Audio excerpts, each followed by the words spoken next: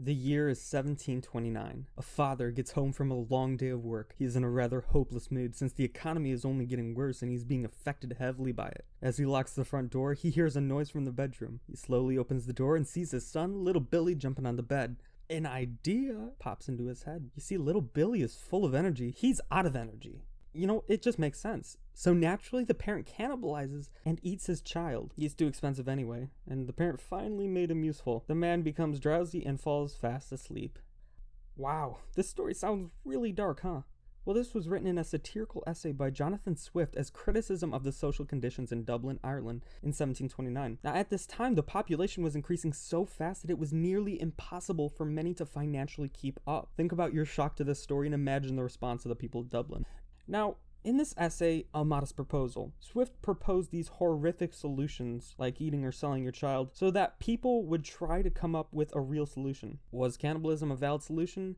Absolutely not. But in this way, Jonathan Swift used humor and sarcasm to strive for social justice. Though the conditions of Dublin did not change immediately after Swift's publication, satire brought attention to the problems of those in need unlike ever before. Now I know what you're probably thinking. Satire? You mean jokes? Humor is a very powerful tool that is underrated, and satire is a powerful medium of communication, I'll have you know. Today, let's examine satire through the lens of 3 questions. What is satire? How is satire effective? And why is satire important? First, let's answer the question, what is satire? Satire is commenting on or mocking something in a way that puts it in a ludicrous light. Satire can be comical. Let's take a look at this totally real iPhone launch commercial. It can also be offensive. Recently, there's been a shortage of Purell hand sanitizer. Price gouging has been common. $350 on Amazon for a bottle of Purell. Everyone's looking for it because of the worldwide virus outbreak. But the coronavirus probably won't last that long. After all, it was made in China. Satire is found in every creative medium. We find it in books like George Orwell's 1984, jokes and memes on Twitter, Facebook, and all social media. TV shows such as Saturday Night Live and The Daily Show are especially known for their satirical skits about politics. We even find it in songs like Amish Paradise by Weird Al, and prominent figures such as Dennis Miller. Satire helps us see other views, and can sometimes be offensive, but it's a powerful tool that is used for both good and bad. Now that we know what it is and how prevalent it is, let's look at answering my second question. How is satire so effective? Satire is powerful because it keeps the audience's attention. That's what jokes are. It makes the audience receptive, creates memorable messages. First of all, it keeps people's attention.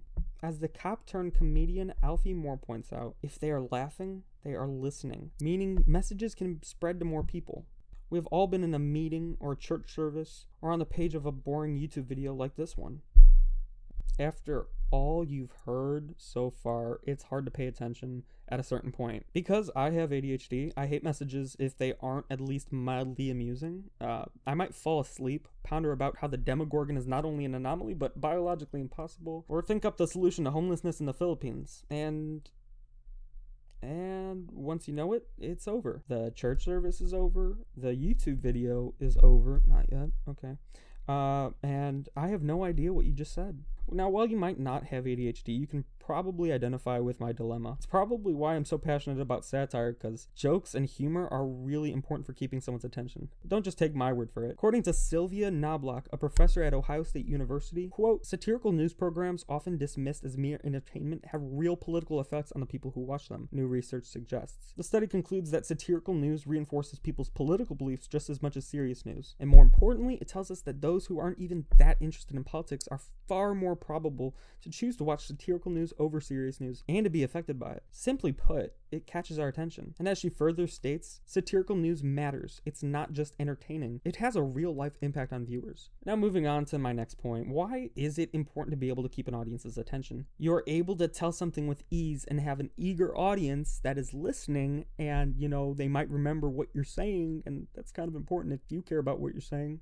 Anyway, humor also makes an audience receptive, and humor also makes an audience more receptive and open to criticism and different ideas. I remember when I was in a class, the teacher put a funny video on of a stereotypical church service. It was funny, and I still remember it. It showed me how some people view going to church, and I was receptive to it. And I actually still remember it to this day because of how funny it was, and that's really what receptiveness is. This is important because if an audience is receptive, then they're more likely to believe what you're saying. But satire also invokes a strong emotional response. When an audience feels the strong response, it is memorable and shapes their opinions. Now, not only does it keep their attention, but it also puts imagery inside their mind. You can say more with a lot less, because they'll just fill in the gaps with their brain. And again, it will help them remember the message. An experiment was done in 2013 regarding how laughter affects memory.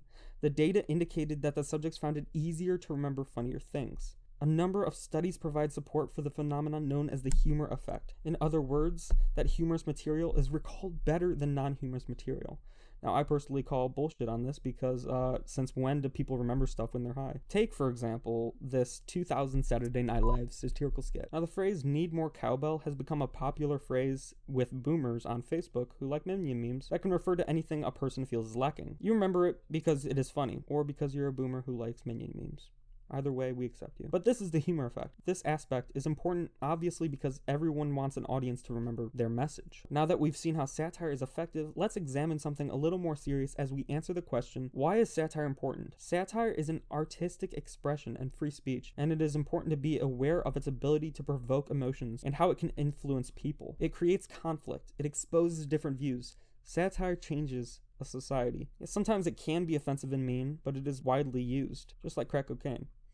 Don't do that. Okay, that wasn't even funny. Satire is very common with our youth, and it's used for both good and bad, but it isn't inherently evil, and everyone should appreciate satire, since some countries ban this form of critique. For instance, in 2017, Winnie the Pooh was banned in China. What could possibly be wrong with Winnie old Pooh? Well, the president of China, Xi Jinping, was compared to the honey-loving cartoon bear, and he didn't want to be compared to a soft, childlike cartoon, and, he felt insulted, because he is supposed to be perfect and unquestioned.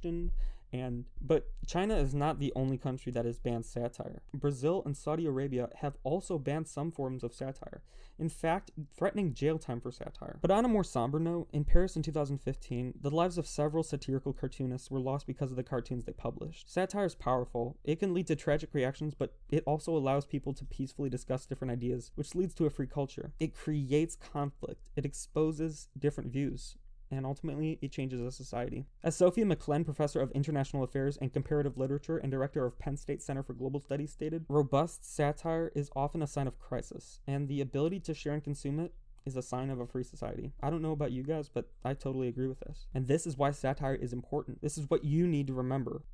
This is why, even if sometimes you are offended by satire, you should appreciate our freedom to use it. While many don't realize it, humor is a very powerful tool that is underrated. People will pay attention if what you are saying is humorous, which is probably why you haven't been paying attention. If an audience is receptive, they will understand the message more easily, and they will remember it better thanks to the humor effect. Now, we saw earlier that Jonathan Swift used satire to attempt for a better Dublin, but people continue to still use satire today to stand up for what they believe in. Anyway, guys, I just wanted to give a little talk about that.